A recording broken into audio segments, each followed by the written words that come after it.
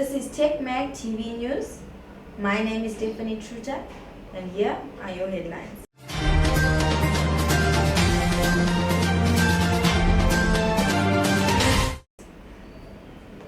Suspected ZANU-PF activists charge CCC Councillor's Homestead. More than 300,000 jobs lost due to inflation. High Court removes Chinono's bail reporting conditions. Malaba appoints 18 judges to Electoral Court. Zimbabwe's Nengomasha and prominent journalist arrested for robbery. RBZ warns Ukrainian war could result in price increases. Grace Mugabe gets lucrative ZIMSEC deal. Makazi to be arrested after pushing a girl off stage. Suspected ZANU-PF supporters on Saturday burnt Mindura Ward 8 Councillor Oswald Shambara's house shortly after he had hosted an opposition Citizens Coalition for Change meeting at his home. CCC Welfare Secretary Maureen Kandemunga confirmed the incident. Police spokesperson Assistant Commissioner Punyati said he was yet to receive a report from Mindura. Cases of political violence are on the rise as the country heads to the March 26 by-elections. A total of 314,304 jobs were lost during the fourth quarter of last year after the country experienced high inflation levels, leaving the employers with no choice but to downsize, the Zimbabwe National Statistics Agency has revealed in its latest report. High inflation rates in the country, caused by depreciating local currency, resulted in both consumer and business incomes becoming eroded. The ZIMSEC's 2021 fourth quarter labor force survey released yesterday saying the country's unemployment rate has increased significantly. Zimbabwe's working age population is estimated at 8,157,612, with 3,035,419 being employed both formally and informally. In our other news, High Court has removed the reporting bail conditions against the award-winning journalist Hopewell Chinono, however refusing to release his title deeds. Hopewell Chinono was accused of breaching his bail conditions by tweeting about the court's outcome of a gold smuggling scandal involving Zimbabwe's Miners Federation head Henrietta Rushwawa at Harare Airport on October the 26th as she was about to board a flight to Dubai with 6 kilos of gold in her luggage. 18 judges of the High Court have been named by Chief Justice Luke Malaba to constitute the Electoral Court that will operate from March the 1st to October the 30th this year in terms of the Electoral Act. According to the Electoral Act, the Electoral Court shall have exclusive jurisdiction to hear appeals, applications and petitions in terms of the Electoral Act, to review any decision of the Zimbabwean Electoral Commission or anyone else made under the Act, and shall have power to give such judgments, orders and directions in those matters as might be given by the High Court. But the Electoral Court cannot try any criminal case.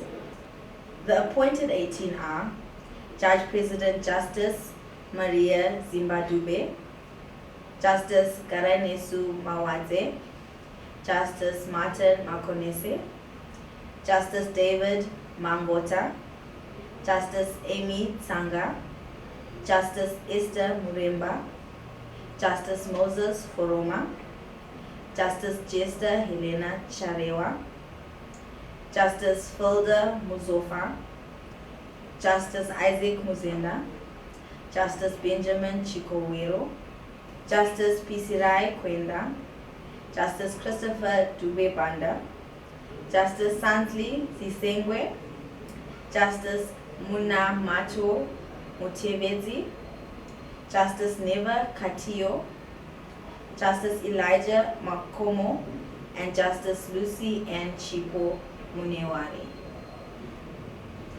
Newsroom Africa journalist Xolisani Ngube, based in Harare, has been arrested alongside co-conspirator Clever Mununudzi Nengomasha by the police for armed robbery. It is understood that Nengomasha was shot on his thigh and seriously injured during the fracas as the police were trying to arrest him. The police managed to recover several guns hidden at Totlisani Ngube's house in Waterfalls. Totlisani is under police custody, whilst his accomplice Nengomasha is under heavy surveillance at a local hospital where he is getting treatment. Nengomasha is said to have been on police radar for a long time, but the police were failing to arrest him since he was hiding in South Africa. And now, in our international news, the Reserve Bank of Zimbabwe Monetary Policy Committee has warned that the ongoing armed conflict between Russia and Ukraine will have a knock-on effect on prices of goods and services locally. Russia launched a full-scale invasion into Ukraine on February the 24th, and to date, over 1.2 million people have fled the country. Market watchers say the war is putting at risk global supplies of products like platinum, aluminum, sunflower oil, wheat, and steel. It is already shuttering factories in Europe, Ukraine, and Russia, and has sent energy prices further up. The RBZ committee said Zimbabwe may not be spared the developments. The Zimbabwe Schools Examination Council is hiring former First Lady Grace Mugabe's elite private school to accommodate examiners marking ordinary and advanced level examinations in a deal sources say could be worth a fortune. Traditionally, the examination board makes use of publicly funded educational institutions. Sources told some news outlets on Monday that examiners are housed at the controversially established Amai Grace Mugabe School in Masawi for more than a month now. ZIMSEC Public Relations Manager Nikki Dlamini Moyo confirmed the developments in an interview Monday, saying there was nothing amiss about the arrangement. In our entertainment news, Makadzi is now facing backlash from her fans for deliberately pushing down one of her dancers. It has since been reported that the unarmed dancer who fell off stage after getting pushed by Makadzi sustained a serious injury on her knees. The incident, which took place in South Africa this Saturday, where Makadzi was performing at a local club called Moonlight Tower. From a video circulating, Makadzi, who was holding a mic and a bottle of water, could be seen dancing next to two other female dancers, as one of the dancers carrying a bottle of water was seen splashing her. Makadzi has been blamed for pushing the dancer to her injury. If taken up to the law authorities and courts, the incident could be taken as a premeditated act and led to the girl's injury and could lead to the performer's arrest. This has been TechMag TV News. We want to wish all the mothers, daughters, wives, and sisters a very happy Women's Day. Please share, like, and subscribe as we continue to bring you more top stories. Thank you for watching, and see you next time.